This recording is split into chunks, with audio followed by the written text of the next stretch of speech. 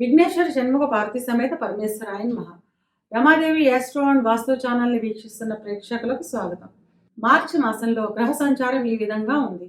కుంభంలో సంచరిస్తున్న రవి 16వ తేదీన మీనంలోకి ప్రవేశిస్తాడు. కుజుడు మిథునంలో సంచారం చేస్తున్నాడు. బుధుడు మీనంలో సంచారం చేస్తున్నాడు. గురువు వృషభంలో సంచారం చేస్తున్నాడు. కుంభంలో సంచరిస్తున్న శుక్రుడు 2వ తేదీన మీనంలోకి ప్రవేశిస్తాడు. గత 2.5 సంవత్సరాలుగా కుంభంలో సంచరిస్తున్న శని 29వ తేదీన మీనంలోకి ప్రవేశిస్తాడు. రాహు మీనంలోను, కేతువు కన్యలోను సంచారం చేస్తున్నారు. ఈ గ్రహస్థితిని ఆధారంగా చేసుకొని వృశ్చిక రాశి వారికి మార్చి మాస ఫలితాలు ఎలా ఉన్నాయో, చిన్న చిన్న పరిహారాలు ఏం చేసుకోవాలో చూద్దాం. విశాఖ 4వ పాదము, అనురాధ 1, 2, 3, 4 పాదాలు, జ్యేష్ఠ 1, 2, 3, 4 పాదాలు కలిపి వృశ్చిక రాశిలో ఉంటాయి.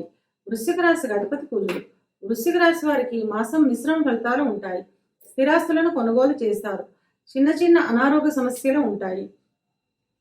అధికమైన ధన వ్యయం ఉంటుంది. ఇక విద్యార్థుల విషయానికి వస్తే విద్యార్థులకు చిన్న చిన్న అనారోగ్య సమస్యలు ఉంటాయి. అందువల్ల కష్టపడి చదివితేనే కానీ పరీక్షల సమయాలలో అనుకూలత తక్కువగా ఉంటుంది. కనుక దక్షిణామూర్తి స్తోత్రాన్ని రోజు వినడం లేదా చదవడం ద్వారా ఈ ఇబ్బందిని తగ్గించుకోవచ్చును. విదేశాల్లో చదువుతున్న విద్యార్థులకు, విదేశాలకు వెళ్ళే విద్యార్థులకు ఈ మాసం చాలా అనుకూలంగా ఉంటుంది. ఉద్యోగ ప్రయత్నం చేసేవారికి ఈ మాసం వాయిదా పడే అవకాశం ఉంటుంది. ఉద్యోగం చేస్తున్న వారికి ప్రమోషన్లతో కూడిన బదిలీలు ఉంటాయి. చేస్తున్న వృత్తి ఉద్యోగాల్లో గుర్తింపు లభిస్తుంది. అయినప్పటికీ సహోద్యోగుల వల్ల చిన్న చిన్న ఇబ్బందులు ఏర్పడతాయి. కనుక సహోద్యోగులతో జాగ్రత్తగా ఉండడం మంచిది. అంటే మీకు ఆఫీసుల్లో గుర్తింపు లభిస్తుంది. అయినప్పటికీ కూడా మీ తోటి ఉద్యోగుల వల్లే మీకు ఇబ్బంది ఏర్పడే అవకాశం ఉంటుంది. కనుక మీ తోటి ఉద్యోగులతో జాగ్రత్తగా ఉండడం చాలా అవసరం. ఇక వ్యాపారస్తుల విషయానికి వస్తే వ్యాపార నిమిత్తం అధిక ప్రయాణాలు ఉంటాయి. వ్యాపారంలో అభివృద్ధి ఉంటుంది. అందువల్ల అధిక ప్రయాణాలు ఉన్నప్పటికీ ఆనందదాయకంగానే ఉంటుంది. వ్యాపార అభివృద్ధి నిమిత్తం అంటే వ్యాపార నిమిత్తం అధిక ప్రయాణాలు ఉంటాయి. అంటే ఎక్కువగా క్యాంపులకు వెళ్ళడం, ఇలాంటి ప్రయాణాలు అధికంగా ఉంటాయి అన్నమాట. ఉన్నప్పటికీ కూడా వ్యాపారం లాభదాయకంగా ఉండడం వల్ల ఆనందదాయకంగానే ఉంటుంది. వివాహ ప్రయత్నం చేసేవారికి మాసం వివాహం కుదిరే అవకాశం ఉంటుంది. వివాహమైన వారు కుటుంబ సభ్యులతో కలిసి విందు వినోదాల్లో పాల్గొంటారు. సంతానానికి సంబంధించిన ఉన్నతి బాగుంటుంది. సంతానానికి వివాహం కుదరడం లేదా ఉద్యోగం రావడం వంటి శుభాలు ఉంటాయి. బంగారు ఆభరణాలు, విలాసవంతమైన వాహనాల కొనుగోలు చేసే అవకాశం ఉంటుంది.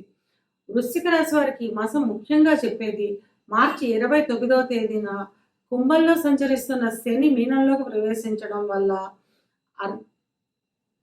2.5 సంవత్సరాలుగా మీరు ఇబ్బంది పడుతున్న అర్ధాష్టమ శని పూర్తి అవుతుంది. అప్పటి నుంచి గత 2.5 సంవత్సరాలుగా పడుతున్న ఇబ్బందులన్నీ తగ్గుతాయి. ఇవి కేవలం గోచార ఫలితాలు మాత్రమే. గోచార ఫలితాలు పూర్తిగా జన్మజాతక చక్రంపై ఆధారపడి పనిచేస్తాయి. కనుక తమ జన్మజాతక చక్రాన్ని విశ్లేషణ చేయించుకోవాలి అనుకునేవారు కింది నెంబర్కి వాట్సాప్ చేసి కన్సల్టేషన్ తీసుకోండి. వృశ్చిక రాశి వారు అనుకూలతను పెంచుకోవడానికి, ప్రతికూలతను తగ్గించుకోవడానికి ఓం నమ శివాయ అనే పంచాక్షరి మంత్రాన్ని రోజు 108 సార్లు పఠించడం ద్వారా అంతా మంచే జరుగుతుంది. ఈ గ్రహస్థితిని ఆధారంగా చేసుకొని సింహరాశి వారికి మార్చి మాస ఫలితాలు ఎలా ఉన్నాయో, చిన్న చిన్న పరిహారాలు ఏం చేసుకోవాలో చూద్దాం. మఖ 1, 2, 3, 4 పాదాలు, ఉబ్బ 1, 2, 3, 4 పాదాలు, ఉత్తర మొదటి పాదము కలిపి సింహరాశిలో ఉంటాయి. సింహరాశికి అధిపతి రవి. సింహరాశి వారికి ఈ మాసం చాలా అనుకూలంగా ఉంటుంది. కుటుంబ సభ్యులతో కలిసి పుణ్యక్షేత్ర దర్శనాలు చేస్తారు. ధన ఆదాయం అధికంగా ఉంటుంది. అంతకు మించిన ధన వ్యయం కూడా ఉంటుంది. ఈ మాసంలో చిన్న చిన్న అనారోగ్య సమస్యలు ఉంటాయి. ఉన్నప్పటికీ 2వ వారం తర్వాత ఆరోగ్యపరంగా చాలా ఆనందదాయకంగా ఉంటుంది. స్థిరాస్తులను కొనుగోలు చేస్తారు. ఇక విద్యార్థుల విషయానికి వస్తే విద్యార్థులకు ఈ మాసం చాలా అనుకూలంగా ఉంటుంది. విద్యలో చిన్న చిన్న ఆటంకాలు ఎదురైనప్పటికీ విద్య పట్ల వీరికి ఉన్న ఏకాగ్రత, ఆసక్తి వల్ల చదువులో బాగా రాణిస్తారు. అంటే విద్యలో చిన్న చిన్న ఆటంకాలు అంటే జ్వరం రావడము, ఒళ్ళు నొప్పులు రావడం, ఇలాంటి ఇబ్బందులు ఉంటాయి. ఇలాంటి ఇబ్బందులు ఉన్నప్పటికీ కూడా ఎక్కువ ధ్యాస పెట్టి చదవడం వల్ల చదువులో బాగా రాణిస్తారన్నమాట. పరీక్షల్లో ఆశించిన ఫలితాలను పొందుతారు. విదేశ ప్రయత్నాలు చేసేవారికి ఈ మాసం చాలా అనుకూలంగా ఉంటుంది. అంతేకాకుండా గురువుల సహకారంతో చదువు విషయంలో ఆటంకాలన్నీ తొలగించుకోగలుగుతారు. అంటే ఇలా చిన్న చిన్న జ్వరాలని, చిన్న చిన్న ఆరోగ్య సమస్యలు రావడం వల్ల చదువులో ఆటంకాలు వస్తాయి.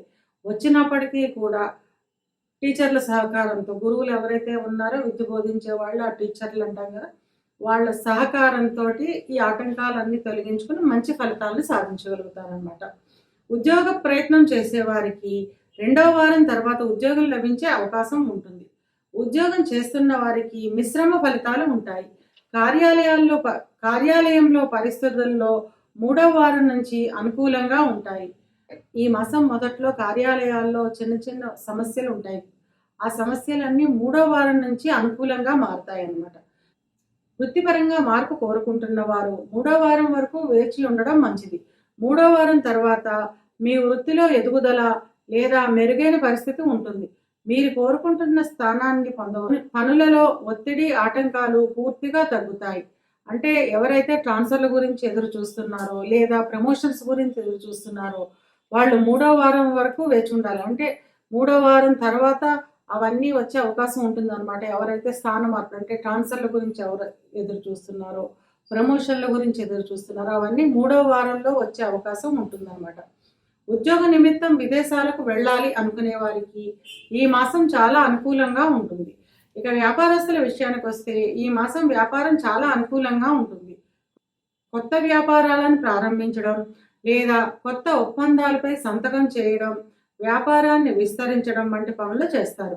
ఇక భాగస్వామి వ్యాపారానికి వస్తే భాగస్వాముల మధ్యన మంచి సహకారం ఉంటుంది. ఈ సమయంలో వ్యాపారంలో ఆర్థిక అభివృద్ధి బాగుంటుంది.